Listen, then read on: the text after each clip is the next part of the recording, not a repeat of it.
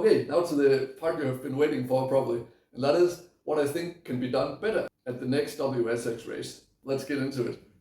Okay, so most importantly, also for track rider safety, they should have more moisture in the track. The track watering and the way they prepared the track was too dry and too little traction.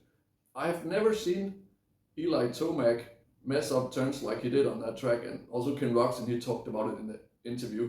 I saw it 2 times also where Eli Tomac, he spun out the rear a little bit too aggressive, 2 times in the same corner, and he just spun around like a beginner. It looked like a complete beginner mistake, but I think he was just surprised of how little traction that was, you know.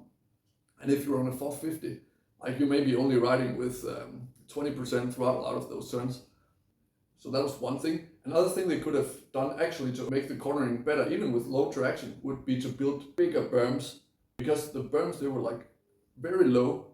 So bigger berms would have created more racing lines where they could also have better passing options, but also I would say better safety, less chance or less risk of riders colliding, because the berm is like so narrow to ride on, if you know what I mean. So it was almost like sweeper turns compared to the big bowl turns that we're used to seeing.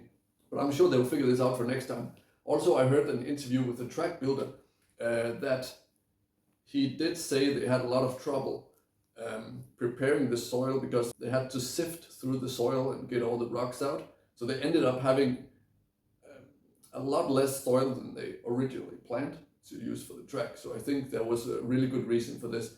And you know, in that perspective, they actually did a really good job of building the track to be fun to watch, which is the main thing, right? With a smaller amount of soil.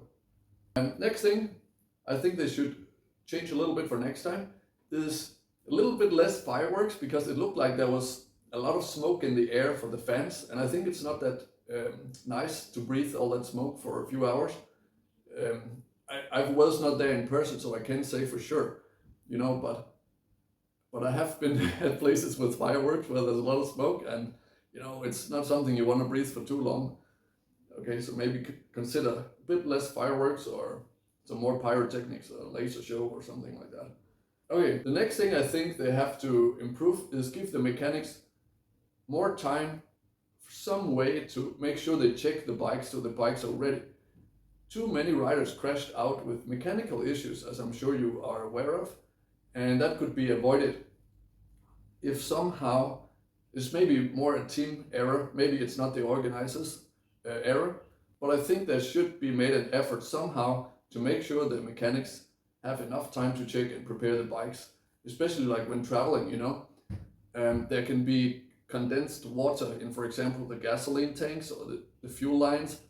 Like for example, Chad Reed, maybe he crashed because there was just a couple of water drops stuck in the fuel pump from condensed water from traveling. I don't know, they said it was a fuel pump issue, but it could also be because they didn't have time to rinse out potential water drops in the system, which takes time, you know. I have 3 more things that I think they should improve, and the next one is actually the graphics on the screen that I said was the best I've ever seen. But there was 1 or 2 things I think they should improve.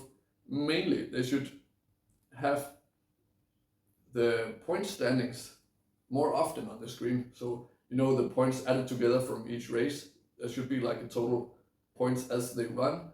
So you can make the viewer understand the position or the importance of gaining positions for each of the top riders, you know.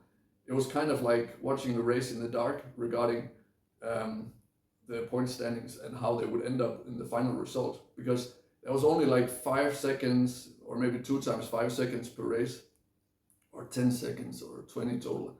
But it was less than 20 seconds, I think, that graphic was on the screen. That would have made it more exciting to watch.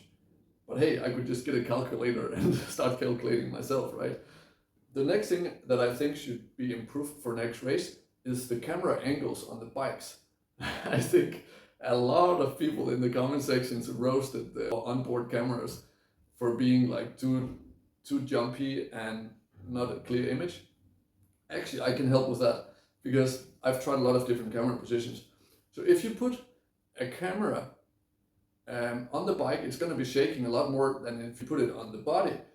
So actually a really cool position to put a GoPro camera or whatever, like action camera, is on the boot at the position right where your shin protector is at the boot. If you put it there, then you can see the front wheel. First of all, the image is going to be more calm and less jumping around because there's more suspension on the body. And then secondly, you can see a really cool angle where you can see the front wheel and the suspension working. You can see the fork working, and you can also see if they turn the wheel in the air, and you can see the track really up close. You can really see the track well, like you can see the dirt really close, of course. Really cool. So if you guys from WSX are watching this, take note. This would be awesome if you could implement this.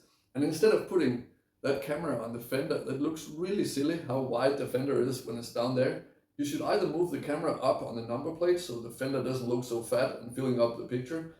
And that way you could also see down more on the track and see more of the track instead of that big fat fender. Do that, or even better, put it on the body of the rider if you can. I recommend under the chin guard of the helmet, because then you can see the arms and the handlebars move around. I understand putting it on the chest is dangerous, because if you like crash and you hit the chest into the ground, there's going to be like a high pressure point, could potentially bust a few ribs or even worse. Please consider that. That would be super cool.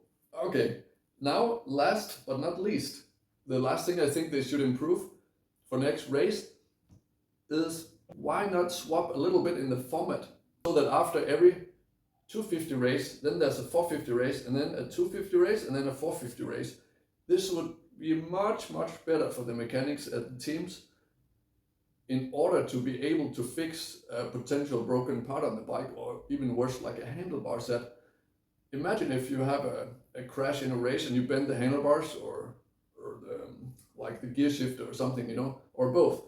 With the current format, you would not have enough time to change those parts before lining up to the next race, because you only have a couple of minutes. So with this other format, that would be possible.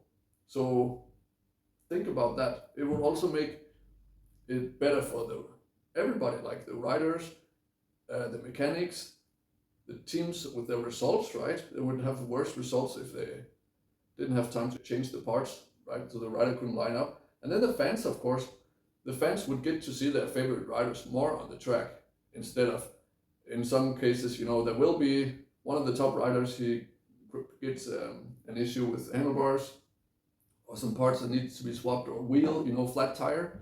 If they don't have time to swap those parts, they won't have time to line up, and then the fans lose out as well as everybody else. So yeah, so that was my feedback video and my impression and opinions of round 1 of the World Supercross race in Cardiff.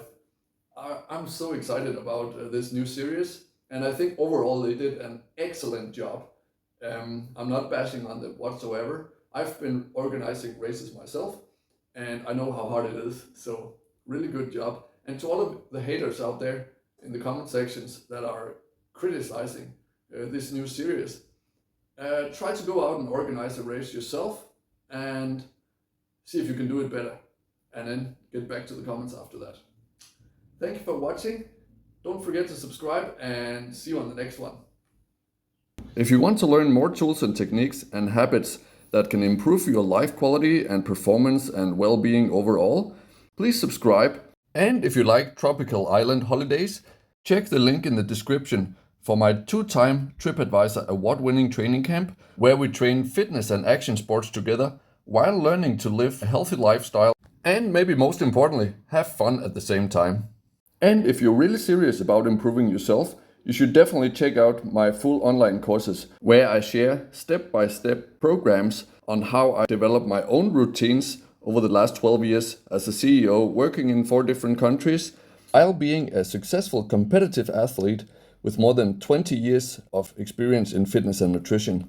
Check the link in the description for that. And in any case, thank you so much for watching. Have a great day, be awesome, believe in yourself, and see you on the next one.